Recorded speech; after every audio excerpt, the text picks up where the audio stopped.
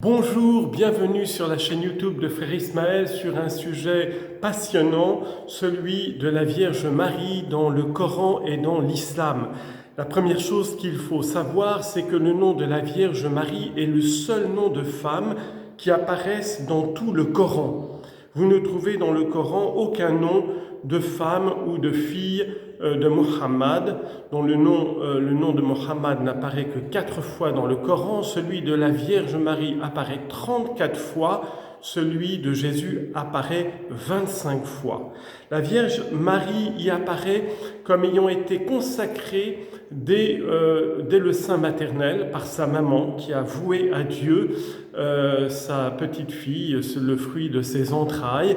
Elle a été ensuite présentée au temple de Jérusalem où elle a été confiée à la tutelle de Zacharie, du grand prêtre Zacharie. Le Coran raconte toutes sortes de miracles autour de cette enfance de la Vierge Marie consacrée au temple de Jérusalem.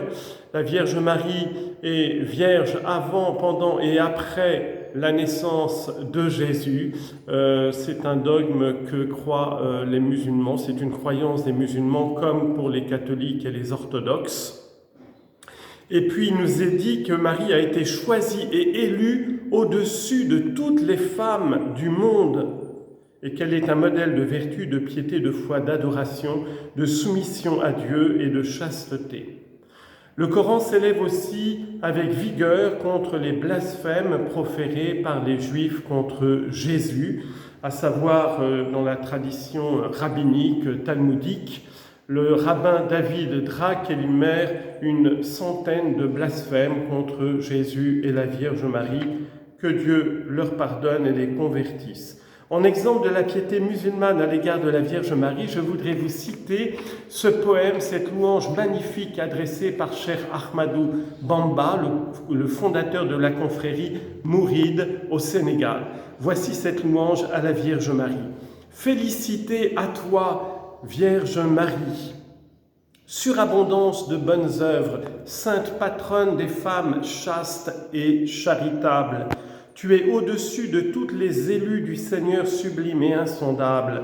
L'acte existenciateur de Dieu t'a pourvu sans contredit du plus distingué des messagers, Jésus.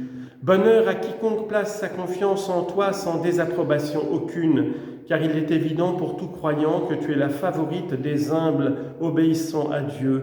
Toi, la mère du meilleur des généreux, Jésus, tu es affranchie de tout culte autre que celui adressé au Seigneur. Les infinis saints mérites comptés à ton endroit m'ont conduit à te rendre hommage par cette ode. Tu as été gratifié de faveurs qui rendent bienheureux tout croyant scrupuleux et convaincu. Je formulerai ce jour des éloges en ta faveur qui certes m'assureront une vie émérite qui se perpétuera jusqu'au paradis et ce sans aucune prétention d'épuiser tes immenses vertus.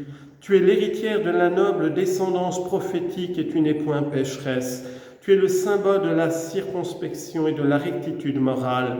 Le Seigneur a immensément agréé tes bonnes œuvres. Ton Fils Jésus a obtenu ce à quoi il aspirait auprès de son Seigneur l'impénétrable.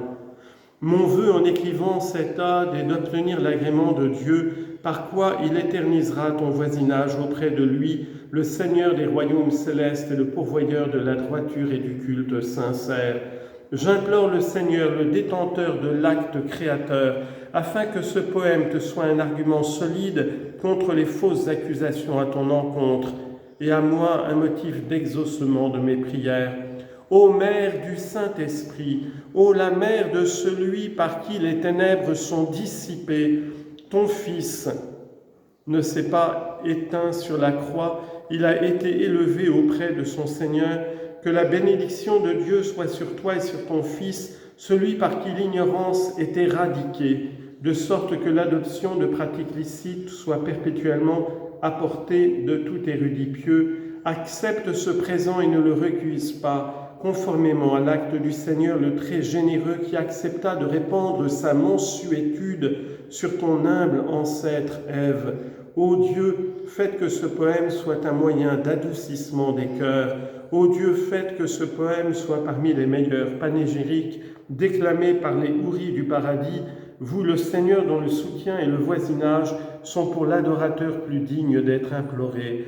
Gloire à ton Seigneur, le Dieu de la puissance, qui transcende toute description, paix sur les messagers et louange à Dieu, Seigneur de l'univers.